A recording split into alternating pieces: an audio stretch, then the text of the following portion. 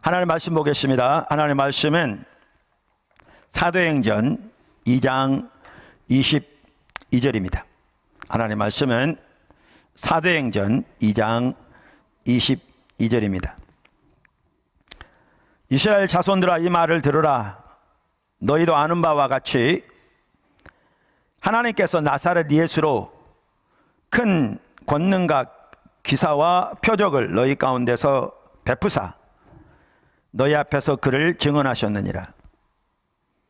그가 하나님께서 정하신 뜻과 미리 아신 대로 내준 바 되었거늘 너희가 법 없는 자들의 손을 빌려 못 박아 죽였으나 하나님께서 그를 사망의 고통에서 풀어 살리셨으니 이는 그가 사망에 매어 있을 수 없음이라. 32절 이 예수를 하나님이 살리신지라 우리가 다 이 일의 증인으로다. 36절 그런즉 이스라엘 온 집은 확실히 알지니 너희가 십자가에 못 박은 이 예수를 하나님이 주와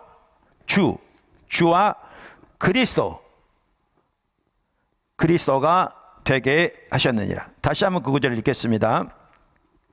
그런즉 이스라엘 온 집은 확실히 알지니 너희가 십자가에 못 박은 이 예수를 하나님이 주와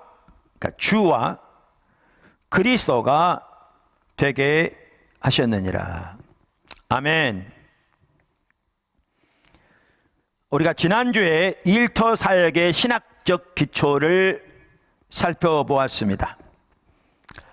그러면서 그 신학적 기초로서 예수님의 부활을 살펴보았습니다. 사실 예수님의 부활은 지난주에도 본 것처럼 일터 사역, 그러니까 모든 성도들이 선교사적 삶을 사는 전성도 선교사화뿐만 아니라 우리 신앙의 모든 면에서 가장 중추적인 기초입니다.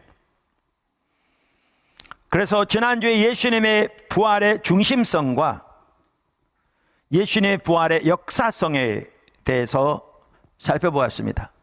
간증에 의하면 예수님을 모르던 가족들이 그동안 기도해왔던 한 분이 같이 예배를 드릴 중에 예수님의 부활을 확실히 믿게 되고, 성령 역사죠.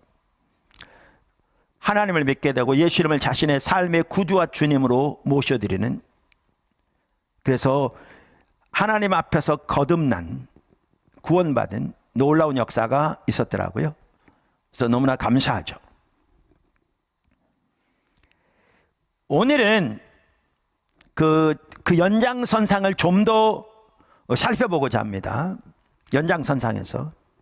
그러면서 예수님의 부활의 기초에서 나아갈 방향을 약간 엿보는, 틈새로 조금 들여다보는 그 시간을 가지려고 합니다. 그래서 오늘 제목을 일터 사역의 신학적 기초 2라고 정했습니다. 첫째, 예수님이 주이십니다. 예수님이 주이십니다. 아까 제가 오늘 본문 사도행전 2장 36절을 두 번 읽으면서 이 부분을 강조해서 이렇게 읽었는데, 그 구절에서 볼 수 있는 것처럼 예수님이 주이십니다. 초대교회가 외친, 혹은 초기 교회가 외친 핵심적인 복음 중 하나는 예수님이 주님이시다, 혹은 예수 그리스도가 주님이시다라는 것이었습니다. 그리고 여기에도 정확하게 그 배후에 예수님의 부활이 있었습니다. 지난주에도 살펴보았습니다만 예수님 당시의 이교도들은 아무도 죽은 자의 부활을 믿지 않았습니다. 그 당시에 오직 유대인들만 죽은 자의 부활을 믿었습니다. 유대인들의 경우 여러 갈래로 갈라져 통일되지 않았지만 그 당시 대부분의 유대인들은 죽은 자의 부활을 믿었습니다. 그런데 그들은 모든 만물의 마지막 때 하나님께서 돌아오셔서 모든 것을 회복시키실 때, 그때 하나님의 백성들 모두가 한꺼번에 부활할 것을 믿었습니다. 그 전에 역사 안에서 한 사람의 부활이 일어날 것은 아무도 상상조차 하지 못했습니다.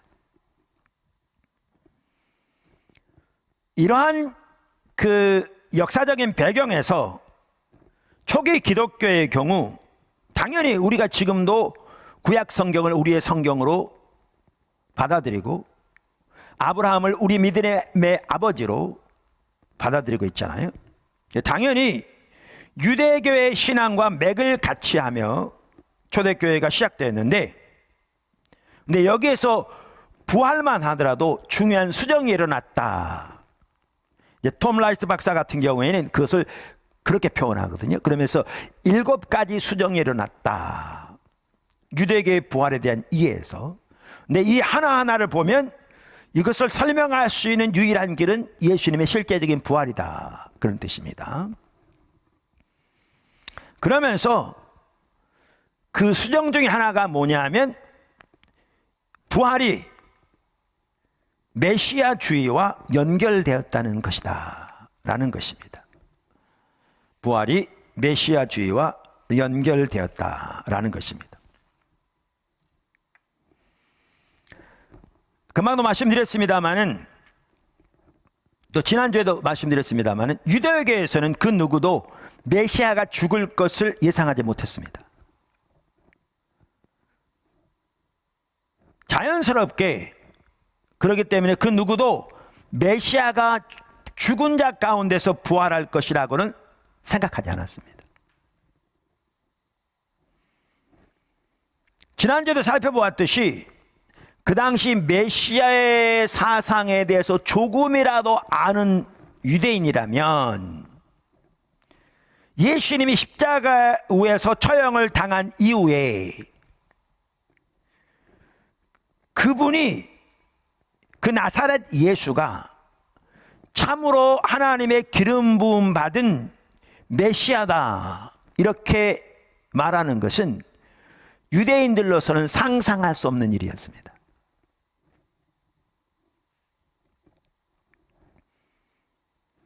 지난주에도 나눴습니다마는 그 당시 몇 가지 유대교 운동들, 즉 메시아 운동이나 예언자 운동 같은 일들이 일어났습니다. 예수님의 공생의 기간 이전에도 이후에도 있었습니다. 그러한 운동들의 모든 핵심적인 인물들은 처참한 죽임을 당했습니다. 그러면 그들을 따르던 사람들은 투쟁을 멈추거나 새로운 메시아를 찾아야 했습니다. 그들 중 아무도, 그 어느 누구도 그들의 메시아가 부활했다고 주장하지 않았습니다. 주장하지 않았을 뿐만 아니라 그러한 이해는 그들이 상상할 수도 없는 일이었습니다. 그리고 설령 그들이 주장했더라도 그 주변의 모든 사람들은 그러한 그들의 주장을 전혀 받아들이지 않을 뿐만 아니라 온갖 비웃음과 조롱을 퍼부었을 겁니다. 왜냐하면 그 당시의 이해에서 그것은 전혀 가능하지도 상상할 수도 없는 일이었습니다. 지금 쭉 배경을 말씀드린 대로. 그런데 초기 기독교는 처음부터, 맨 처음부터 십자가에 못 박힌 예수님이 그리스도, 즉 메시아라고 외치기 시작했습니다. 우리가 메시아 그러면 기름 부음 받은 자라는 뜻입니다. 하나님이 특별하게 하나님의 계획을 위해 보내실 자. 그런데 이 메시아란 말은 히브리어입니다. 구약 성경은 히브리어로 쓰여졌거든요. 근데 그리스도라는 말은 헬라어인데 같은 뜻입니다. 그러니까 우리 한국말로 어머니 그러면 영어로는 mother잖아요. 근데 어머니나 mother나 같은 걸 의미합니다. 그와 마찬가지로 메시아나 그리스도나 같은 뜻입니다. 언어만 다를 뿐입니다. 메시아는 히브리어고 그리스도는 헬라어입니다. 그러니까 아까 우리가 보았던 본문에서도 알 수 있듯이 맨 초기부터 초기 기독교는 십자가에 못 박힌 예수님이 주 그리고 그리스도 즉 메시아라고 외치기 시작했습니다. 제가 이번 그 시리즈 특별히 기초에 대해 살펴보면서 탐 라이트 박사의 책들을 많이 이렇게 인용하고 또 제가 그 책들을 많이 이렇게 보기도 하고 소개도 하고 다른 책들도 보기도 하지만 그렇게 하는데요. 그분은 이 부분에 대해서 이렇게 얘기합니다. 바울 이전에 확립된 초기 신경의 단편으로 여겨지는 것들이 보여주는 것처럼 아주 일찍부터 그리스도인들은 바로 부활 때문에 예수님이 참된 메시아라고 단언했다. 그러니까 아까 여기 바울 이전에 확립된 초기 신경의 단편으로 여겨지는 것들이 보여지는 것처럼 그랬죠. 이게 무슨 말이냐면 이제 이런 뜻입니다. 예수님의 부활만 하더라도 가장 이른 역사적인 증언, 오늘날 기록되어 있는 역사적인 증언이 바울의 증언입니다. 왜냐하면 바울 서신서가 신약 성경 중에 가장 먼저 쓰여졌거든요. 그 바울의 증언은요, 예수님의 부활이 일어난 지 불과 20, 30년 후의 기록입니다. 여러분, 요즘 우리가 가지고 있는 고대 역사적인 인물에 대해서 역사적인 사실에 대해서 기록된 그러한 역사적인 자료들을 보더라도요, 그렇게 그 실제적인 사실에 대한 증거가 이 짧은 경우요 거의 없습니다. 뿐만 아니라 바울의 서신서만 하더라도 그 기록들에 대한 오늘날 그 사본들 또한 사본과 원본의 그 간격 그리고 그 다양한 사본들을 조사해서 그 원본과 원본의 그 정확성을 그대로 유지한 그 정확성, 신빙성 이런 부분에서는요, 제가 제 책 위대한 구원에서도 설명해 놓았듯이 어떠한 역사적인 사실보다 비교가 안 될 만큼 자료가 풍부합니다. 자, 그런데 이 바울 서신서만 하더라도 이렇게 예수님의 부활 이후에 예수님의 부활에 대한 역사적인 기록으로 매우 이른 건데 그보다 더 이른 증거들이 있습니다. 이게 바울 이전에 확립된 초기 신경들이라고 표현한 톰 라이트 박사가 그러한 것들이죠. 한 예를 들면 빌립보서 2장 6절부터입니다. 한 예를 들면 여러분 잘 아는 구절입니다. 제가 한번 읽어보겠습니다. 빌립보서 2장 6절부터 11절까지. 그는 근본 하나님의 본체시나 하나님과 동등됨을 취할 것으로 여기지 아니하시고 오히려 자기를 비어 종의 형체를 가져 사람들과 같이 되었고 사람의 모양으로 나타나셨음에 자기를 낮추시고 죽기까지 복종하셨으니 곧 십자가에 죽으심이라. 이러므로 하나님이 그를 지극히 높여 모든 이름 위에 뛰어난 이름을 주사 하늘에 있는 자들과 땅에 있는 자들과 땅 아래에 있는 자들로 모든 무릎을 예수의 이름에 꿇게 하시고 모든 입으로 예수 그리스도를 주라 시인하여 하나님 아버지께 영광을 돌리게 하셨느니라. 지금 바울 서신서인 빌립보에 나오는 이 구절인데요, 많은 학자들은 이 구절을 케노시스 시라고 이렇게 부릅니다. 케노시스란 말은 자기를 비어라는 말이 헬라어로 케노라는 단어인데 이제 거기에서 나온 거죠. 이 케노시스시라는 말은 무슨 말이냐면 바울 서신 이전부터 시의 형태로 초대교회 신앙 고백이 전해 내려오던 거라 그 말입니다. 사도 바울이 그것을 여기에 지금 담고 있는 것이지요. 우리나라 이승현 교수만 하더라도요, 제가 보면 참 귀한 학자입니다. 하버드에서 박사학위 했고요. 미국에서 이렇게 신학교에서 오랫동안 가르치다가 최근에 한국으로 들어와서 지금 한국에는 한 대학원에서 이렇게 강의하고 있죠. 그분이 최근에 책을 쓴 책 중에 하나가 바울의 아담 기독론과 새 관점이라는 책입니다. 그 책을 보니까 그분이 하버드에서 박사학위 할 때부터 이 부분에 대해서 계속 연구해 왔더라고요. 그래서 이번에 그걸 책으로 냈는데 그 책에도 보면 그분도 이렇게 얘기합니다. 케노시스 시는 아까 그 구절, 신약 성경 가운데서도 초대교회 기독론적 이해를, 그러니까 예수님에 관한 이해를 담고 있는 가장 오래된 이해를 담고 있는 시들 중 하나다. 그러니까 빌립보서만 하더라도 고린도전서는 빌립보서보다 훨씬 전에 쓰여졌죠. 빌립보서만 하더라도 대략 50년대 중후반입니다. 그래봐야 예수님의 부활부터 30년이 안 됩니다. 중후반에 쓰여졌는데 케노시스 같은 경우에는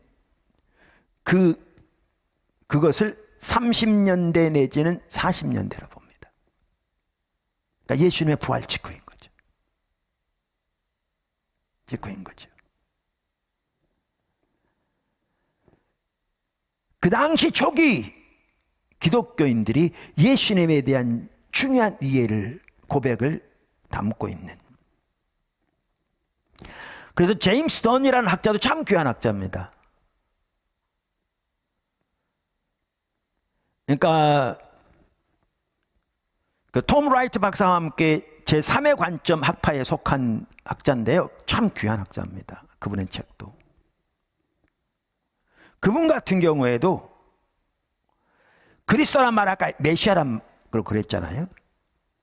그런데 예수 그리스도라고 부름으로써 거의 그리스도가 이름처럼 되어진 이것이 예수님이 죽으신 후 20년 내에 초대교회에 정착되었다는 것은 신약 학도들에게는, 그러니까 신약을 연구하는 박사들에게는 친숙한 사실이다. 이렇게 표현합니다. 그러면 무엇이 이 모든 것을 가능케 했냐는 거죠. 그 당시에 신앙적인 이해, 사회적인 이해, 그 당시의 배경, 그 당시 사람들의 일반적인 이해, 이교도들이 가지고 있는 관점, 유대인들이 가지고 있는 관점, 그 무엇을 보더라도 부활하신 예수님이 메시아이다 라고 말하는 것은 그들로서는 상상할 수 없었는데 무엇이 이 모든 것들을 가능하게 했느냐는 거죠. 이것을 설명할 수 있는 유일한 길이 예수님의 실제적인 부활입니다. 지난주에 나눴던 부분에 쭉 연결해서. 그래서 톰 라이트 박사는 이렇게 얘기합니다. 톰 라이트죠. 토마스 라이트니까. 이 지점에서 우리는 중요한 이야기로서 부활이 없었다면 초기 그리스도인들이 예수님을 메시아로 믿은 사실을 설명하기가 불가능하다는 점을 지적해야 할 것이다. 설명할 길이 없다고 말입니다. 이와 같이 초대교회는 예수님이 주시다, 예수님이 그리스도다 초기부터 강력하게 선포했는데 그 배후에는 예수님의 부활이 있었습니다. 그래서 또 귀한 학자입니다. 마틴 행엘, 튜빙겐 교수였죠.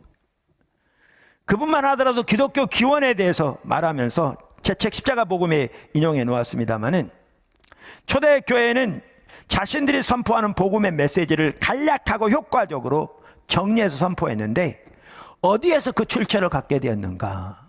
그러면서 세 가지를 제시합니다. 하나는 현재 자신들이 경험하고 있는 부활하신 주님, 핵심인 거죠. 두 번째는 예수님 자신이 메시아이심에 대해서 가르치셨던 말씀들에 대한 기억. 세 번째는 유대인들이 누구나 기억하고 외우고 있던 메시아에 관한 시편들. 이 모든 것들을 가능하게 했던 것이 예수님의 부활입니다. 자, 우리 여기서 좀 더 살펴보겠습니다. 제가 아까 설교를 시작하면서 뭐라고 말씀드렸느냐 하면, 지난주에 이어서 일터신학의 기초를 예수님의 부활의 기초인 걸 살펴보되, 좀 더 그것이 의미하는 바, 일터사역과 관련해서 그것을 이렇게 문구멍을 통해 들여다본 것처럼 조금 들여다보면 좋겠다, 이렇게 말씀드렸잖아요. 자, 그럼 작은 첫 번째, 뭐 두 번째는 없습니다. 작은 첫 번째입니다. 예수님이 주라는, 주님이라는 말의 의미. 예수님이 주라는 말의 의미. 지난주에도 이 부분을 제가 언급했습니다. 예수님이 주시다 그럴 때 주라는 단어 헬라어로 퀴리오스라는 단어입니다. 여기에는 세 가지 의미가 내포되어 있습니다. 아주 중요합니다. 이게 초대교회의 선포입니다. 이게 복음의 메시지 핵심입니다. 이게 우리가 전해야 할, 우리가 살아야 할 복음의 메시지의 복된 소식의 한 핵심입니다. 한 핵심입니다. 그럼 우리가 예수님이 주시다, 오늘도 그렇게 찬양했습니다. 그렇게 말할 때 거기에는 세 가지 의미가 포함되어 있습니다. 첫째는 예수님이 주인이시다, 그런 뜻입니다. 예수님이 우리의 주인이시다. 우리 삶의 모든 영역의 주인이시다. 우리는 그분의 종이다. 그런데 조금 이따 살펴보겠지만요, 예수님이 주인이시다, 이 말은 이것을 훨씬 초월합니다. 우리의 주인이시다는 말보다 훨씬 초월합니다. 훨씬 초월합니다. 자, 두 번째, 이 용어는 그 당시 시저가 자신에 대해서, 그리고 사람들이 시저에 대해서 사용했던 단어입니다. 그러니까 이 말의 의미는 온 세상의 적법한 주인이 시저다, 그런 뜻입니다. 그런데 기독교인들은 시저가 아니고 예수님이 주시다라고 외치기 시작한 겁니다. 지난번 나눈 것처럼 심지어 로마에까지 가서 사도 바울은 예수님이 주라는 것을 선포했습니다. 엄청난 일이었습니다. 여러분, 복음, 요한겔리온이라고 헬라어로 그러는데요, 이 복음이란 단어는요, 그 당시 헬라 세계, 그 당시 로마 세계에서는 황제의 즉위나 생일 등 황제의 소식을 알리는 것을 말했습니다. 그래서 복음이란 단어 자체가 황제 소식을 전하는 걸 말했습니다. 그 당시 세계에서, 그 당시 로마 세계에서. 그래서 그 단어의 의미가 일반 사람들이 알 때 그런 의미였습니다.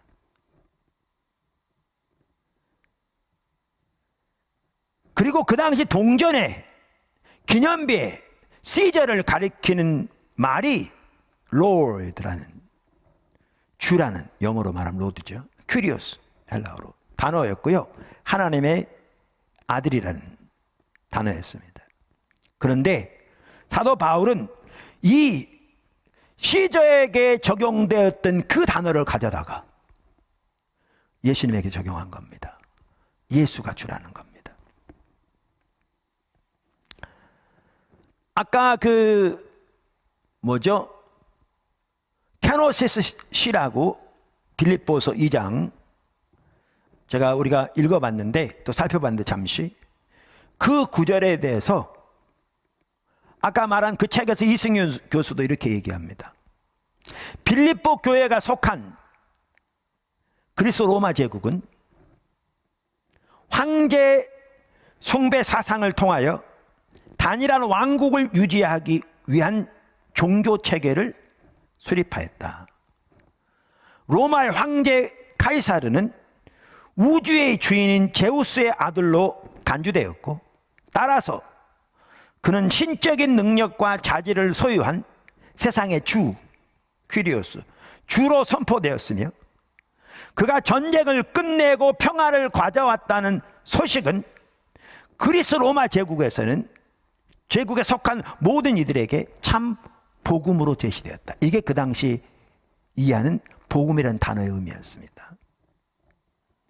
그러나 빌립보서 2장 6절에서 11절의 케노시스 시는 로마의 황제가 아니라 예수님이 우주의 참된 왕인 하나님의 아들로서 우주의 주권을 소유하고 있다고 주장한다. 따라서 세상의 모든 백성들은 로마 황제를 자신들의 주로 숭배하는 것이 아니라 높아진 예수를, 승천하신 예수를, 그 말이죠, 자신들의 주로 숭배해야 한다. 이게 그 당시의 메시지입니다. 어마어마한 메시지입니다. 이게 기독교의 메시지입니다. 이게 그 로마 시대에도 외쳤던 메시지입니다. 로마에까지 가서 또 외쳤던 메시지입니다. 네, 여기서도 볼 수 있듯이 아까 주라는 단어에 대해 이게 나오는데요, 예수님이 인간을 구속하시기 위한 것이 아니었습니다. 아니었습니다. 하나님의 구원은 하나님의 모든 피조물, 온 우주 만물을 구속하기 위한 것이었습니다. 그리고 예수님이 주가 되시되 단순히 구원받은 우리의 주가 되실 뿐만 아니라, 아니면 하나님 형상으로 창조함을 받은 인간의 진정한 주가 되실 뿐만 아니라 모든 하나님의 피조물, 모든 창조의 주가 되시는 걸 의미합니다. 성경은 명확하게 말하고 있습니다. 그래서 빌립보서 아까 2장 9절을 우리가 읽었는데 다시 한번 보시면, 이러므로 하나님이 그를 지극히 높여 모든 이름 위에 뛰어난 이름을 주사 하늘에 있는 자들과 땅에 있는 자들과 땅 아래에 있는 자들로 모든 무릎을 예수의 이름에 꿇게 하시고 모든 입으로 그리스도를 주라 시인하여 하나님 아버지께 영광을 돌리게 하셨느니라. 뿐만 아니라 부활에 대해서 말씀하시면서 고린도서 15장 27절부터 보시면 이렇게 말합니다. 만물을 저의 발 아래 두셨다 하셨으니, 여기 저는 예수님을 가리킵니다. 만물을 아래 둔다 말씀하실 때 만물을 저의 아래 두시니가 하나님 아버지를 가리키죠. 그 중에 둘지 아니한 것이 분명하도다. 만물을 저에게 복종하게 하신 때에는 아들 자신도 그때 만물을 자기에게 복종하게 하신 이에게 복종케 되리니, 이는 하나님이 만유의 주로서 만유 아래 계시게 하려 하심이라. 엄청난 내용입니다. 앞으로 완성될 새하늘과 새 땅에 대해서 말하고 있는데요, 이때에는 모든 피조물, 이 세계, 창조 세계까지 새하늘과 새 땅으로 새롭게 옷 입혀질 것이고, 그 모든 만물이 예수께 주라 복종하여 무릎을 꿇게 될 텐데, 그렇게 되시는 것은 하나님이 만유 안에 계셔서 만유의 주가 되게 하려 하심이라. 이게 우리의 구원의 메시지입니다. 어마어마한 내용입니다. 여기에 일터사역이 나옵니다. 여기에 오늘 우리의 소명이 나옵니다. 그저 단순히 예수 믿고 구원받아 천국 가는 게 아닙니다. 너무나 자기중심적입니다. 우리의 신앙을 너무나 자기 개인 경험적으로 전락시켜버린 겁니다. 성경에 말하는 우리의 구원, 우리의 신앙에서는 너무나 거리가 먼 것입니다. 탐 라이트 박사가 특별히 이 부분을 강력하게 강조하고 있습니다. 제가 소개해드린 책들 있죠? 귀한 책들이죠. 그리고 그거 아울러 팀 켈러 목사님이 금년에 쓴 책인데, 금년에 또 번역돼 나왔는데, 부활을 입다. 이 책을 같이 보시면, 그래서 4권의 책을 제가 소개해드렸잖아요. 여러분 밴드에 다 올라가 있을 겁니다. 정말 이 전반적인 그림을 볼 수 있습니다. 우리가 회복해야 할 그림. 이승영 교수도 이렇게 얘기합니다. 아까 그 책에서. 예수가 만물을 그리고 이것은요, 이제 앞으로 좀 더 자세히 살펴볼 겁니다. 제가 지금 문틈으로 조금 들여다본 거라고 그랬잖아요. 왜냐하면 이 부분을 자세히 앞으로 살펴볼 거예요. 이러한 내용들은 구약에서부터 예언된 내용입니다. 특별히 이사야서에. 다른 많은 시편들뿐만 아니라. 이승영 교수도 이 부분을 이렇게 얘기합니다. 예수가 만물과 자신을 하나님께 복종시키는 궁극적인 목적은 하나님께서 만물의 주인으로서 만물 안에 계시게 하기 위함이다. 이처럼 예수를 통한 하나님의 구원 사역은 모든 피조 세계를 다 포함한다. 어마어마한 내용입니다. 이게 성경의 가르침입니다. 다시 한번 읽을까요? 이처럼 예수를 통한 하나님의 구원 사역은 모든 피조 세계를 다 포함한다. 우주의 어떤 존재도 예수님을 통한 구원 사역의 범위를 벗어나 독립적으로 존재하지 않는다. 엄청난 내용입니다. 엄청난 내용입니다. 그러므로 바울에게 예수의 부활은 단순히 육체의 부활의 확실성에 대한 부인할 수 없는 한 객관적인 증거를 넘어서 예수님의 부활이 육체적으로 부활하는 것이 부인할 수 없이 확실하다는 그런 객관적인 증거를 넘어서서 그 말입니다. 세상의 주로서의 예수님의 높아짐과 그의 우주적 통치의 시작을 의미한다. 세상의 주, 온 세상에 더 나아가 그 우주적인 통치의 시작을 의미한다는 겁니다. 구원이 이 모든 걸 포함하고요. 이 모든 우주적인 주인으로 통치하는 통치의 시작. 여러분, 예수가 주라는 말 속에 그게 포함된 겁니다. 그게 초대교회가 외친 메시지입니다. 복음입니다. 이 모든 것의 기초가 예수님의 부활이었습니다. 이게 우리가 외칠, 우리가 살아야 할 복음입니다.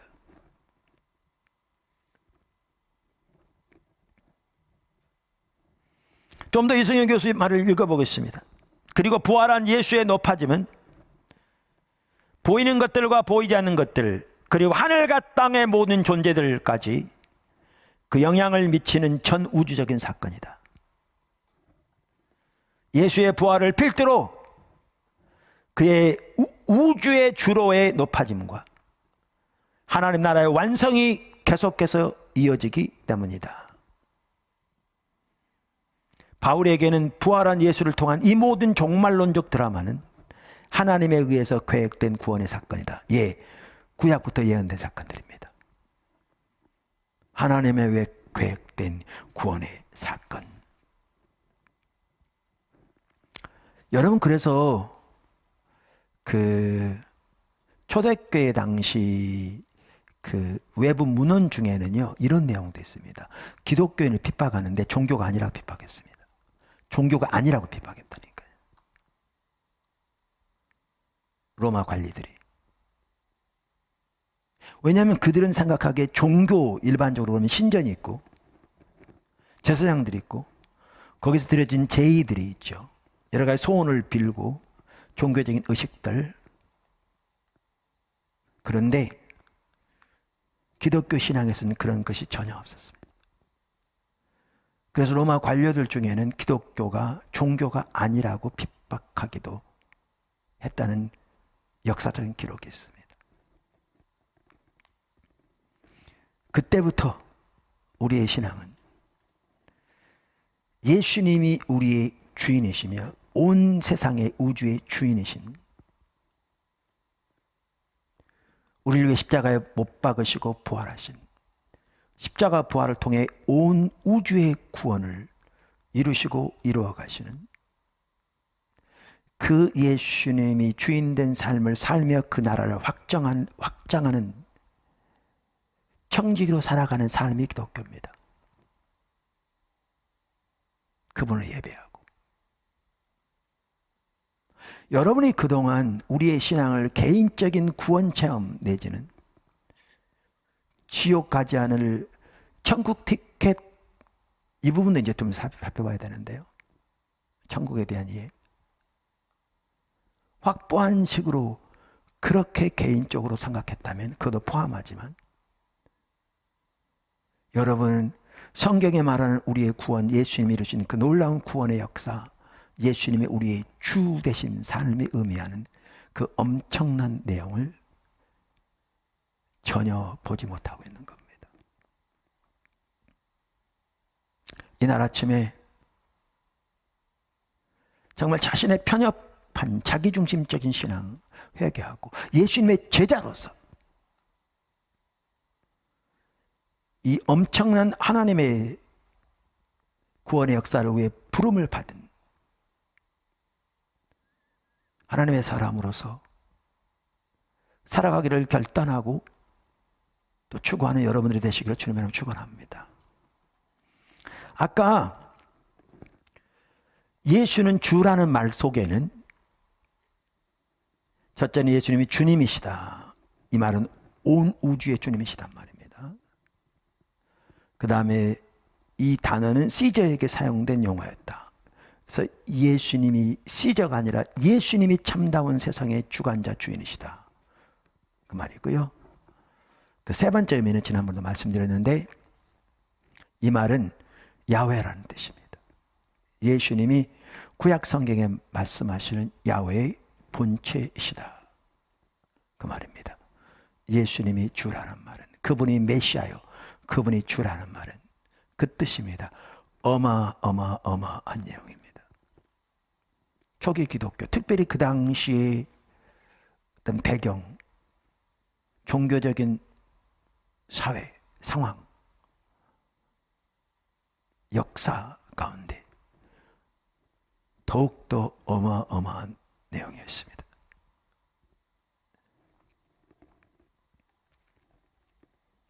구약에서 하나님을 지칭하는 용어가 야훼라는 용어입니다. 말씀드린 대로 그 말을 헬라어로 번역할 때 퀴리오스라는 단어로 번역했습니다. 그런데 예수님이 주라는 말은 바로 예수님이 그 퀴리오스라는 말입니다. 그 단어입니다. 예수님이 야훼 그분이시다, 그분의 본체시라는 말입니다.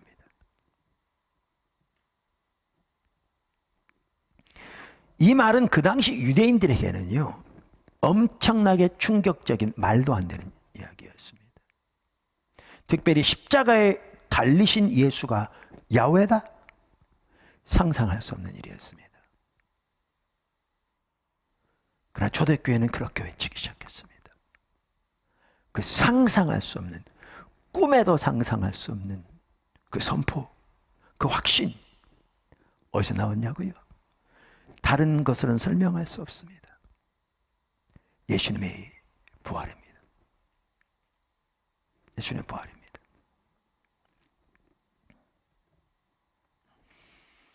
여러분, 아까 우리가 복음 그랬잖아요. 복된 소식, 복음, 좋은 소식. 이 복음이란 유앙겔리온이라는 헬라어 단어는 그 당시 로마 사람들에게는 황제의 좋은 소식이었다니까요. 그 단어 자체가. 그런데 유대교, 특별히 구약 성경을 토대로 한 유대교 상황에서는 이 복음에 대한 구약 성경의 배경이 나옵니다. 그 구약 성경의 배경이 어디에 나오느냐 하면 여기저기 나오지만 그 대표적인 구절이 이사야서 40장과 이사야서 52장입니다. 이사야 하반부에 둘 다 나오죠. 이사야 40장과 이사야 52장입니다. 지금 그 구절들을 살펴볼 시간은 없을 것 같습니다. 여러분들이 집에 가셔서 이렇게 쭉 좀 살펴보시면 좋겠습니다. 여기에서 좋은 소식은 이사야서 40장과 52장에 나온 좋은 소식은 장차 오실 메시아에 관한 것이 아닙니다. 이 구약 성경 좋은 소식, 복음의 그 배경에 있는 그 좋은 소식은 이스라엘 하나님, 즉 야훼 하나님에 관한 것입니다. 그래서 그 당시 이스라엘 백성들이 야훼로 알았던 그 하나님, 아브라함과 이삭과 야곱의 하나님, 온 세상의 창조주이신 그 하나님에 관한 내용입니다. 그 구절들은 보면. 그래서 마침내 그 모든 것의 중심, 그 좋은 소식의 핵심에는 바로 이 약속이 있는데, 이 하나님이 친히 다시 오실 것이며 모든 민족이 그분의 영광을 볼 것이라는 것입니다.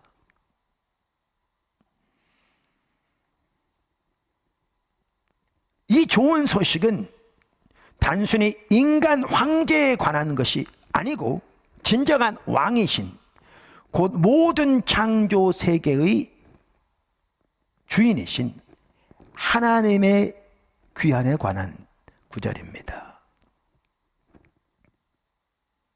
여러분 아까 빌립보서 읽었죠? 2장 9절에서 11절. 거기 보면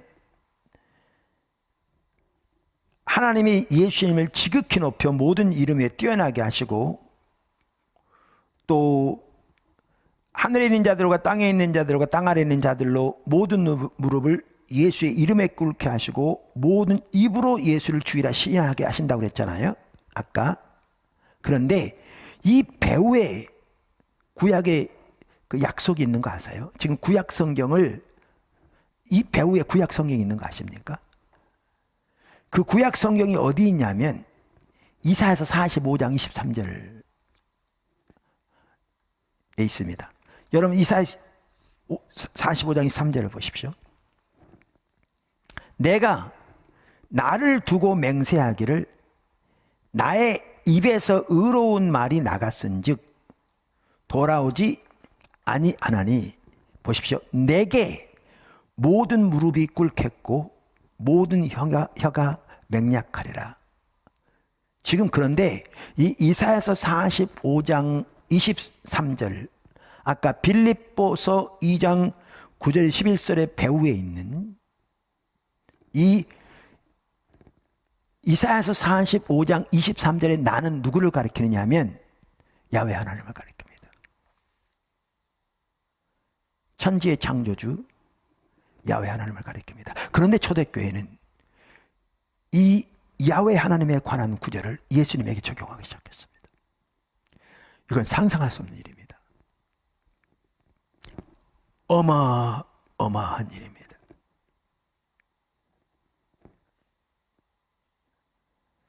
요한복음은 이것을 명확하게 말해주고 있는데 요한복음은 서기 90년 100년 사이에 쓰여진 성경입니다.